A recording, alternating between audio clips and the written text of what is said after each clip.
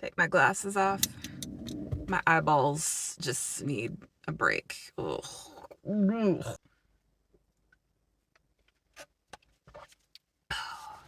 In this video, I will be introducing a new tarot challenge that I will be featuring on this channel for the month of May, which I am calling Card of the Day May.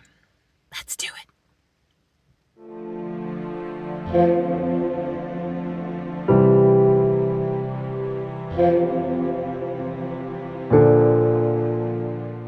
Today is Sunday, April 20th. I am filming this a little bit in advance just so I actually get it done. I'm hoping this will just be quick. Those of you who have been here for a while know that I do not really know how to do quick videos. It's just not in my repertoire, but I'm gonna try really hard with this one because it's just meant to sort of introduce this challenge. So, card of the day, May. What is it? This challenge is heavily inspired by T. Susan Chang's book, The Living Tarot, in which she talks quite at length about the practice of pulling a card a day, or what she calls COTD. So what you do with COTD is you pick a deck. Could be a deck for the month, a deck for the day, a deck for the week, 10-day period, whatever you want. You pull a card, and then you can journal about it or meditate with it. She has kind of a list of recommended steps or things that she does, kind of an questions you can ask yourself, prompts you can respond to, just so you get into the habit of pulling a card every day and reflecting on it. It did just start raining, so you're probably going to hear pitter patter. It's sun over there and rain under here. Anyway, I digress. I have been engaged with a COTD practice. I'm coming up on 3 months. I started in earnest on February 1st. I did some of her other exercises in that book in January and kind of just went through it at a glance. But the card of the day was something I came to for real, February 1st. And today is April 20th, and I have not missed a day in this practice. My day does not feel real or complete almost unless I pull my card. You can choose when to pull your card. I started pulling in the evening just because mornings can be tricky business for me as far as getting up and getting ready and getting out the door without my anxiety exploding all around me.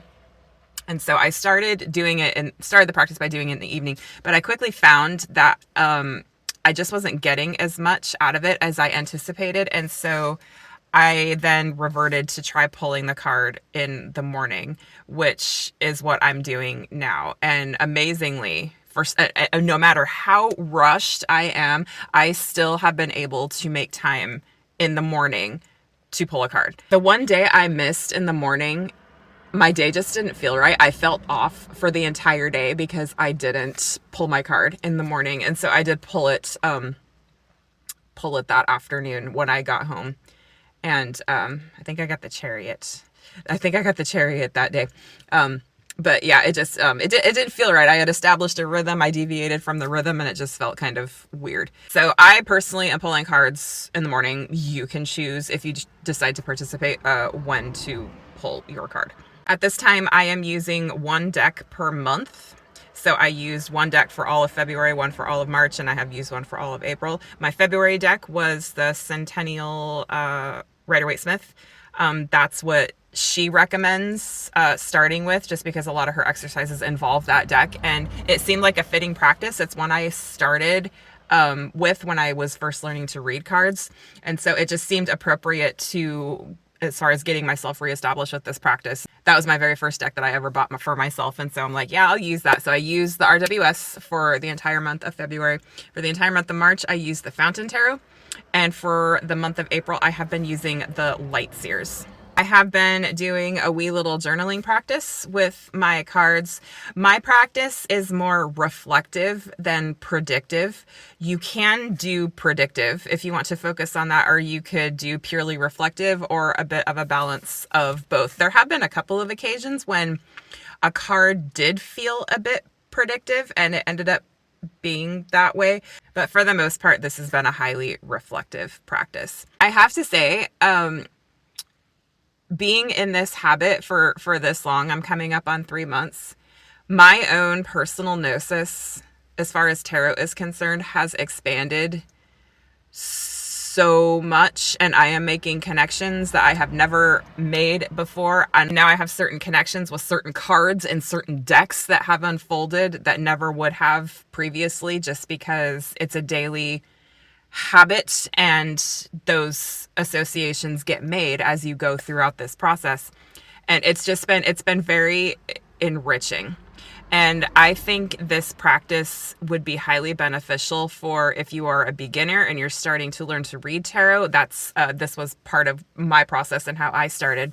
Or even if you've been reading for a long time and you feel kind of stuck, this is a practice, because that's kind of where I was when I started. I just felt I was still using tarot, but I just felt a bit stagnant in my practice, and this has really helped reinvigorate my love for tarot as a system and just tarot as a whole.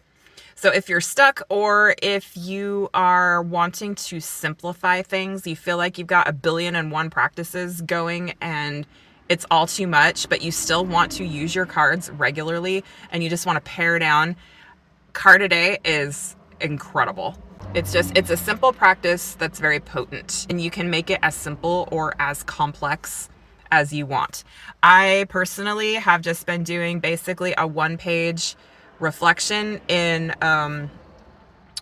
it's technically, I've ringified a notebook for it, and I put it in rings, but it's the equivalent of like a standard traveler's notebook page. That's really, I'm finding, all I've needed as far as getting my thoughts out. That size page just works. But if you're going to journal, do whatever works for you. If you want to sit with it and do a meditation or like a path working type practice, or all of the above, you can do whatever you want with your card. It's just the ritual of pulling a card a day and having it be with you, and you're carrying it sort of subconscious, sometimes consciously, but it's just one of those things that it's like background frequency. It's always there. You might not think about it regularly, but it's there, and it's influencing you and your perception of things. So yeah, I'm putting this out there for the month of May, to pull a card a day. If you already do this and you are a content creator, maybe make videos about it. I am setting myself a challenge of posting a short video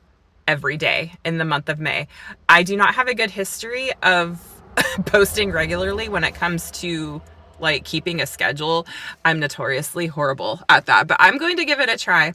And if I miss a day, I'll maybe combine days. If I can't do a day, I'm just not going to do a day, and maybe I'll talk about it later. But I'm going to challenge myself to do it every day, and hopefully be like short, sweet, and concise, and just, reflect briefly on kind of my experience.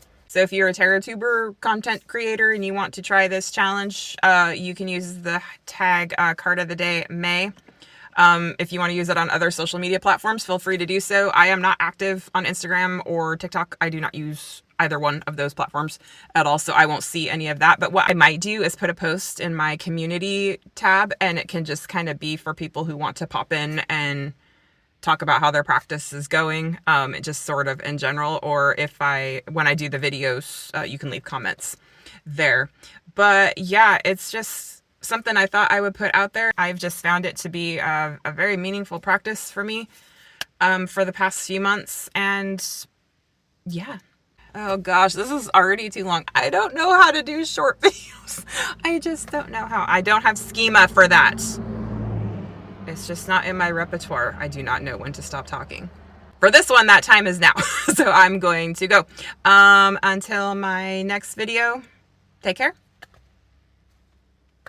Be well.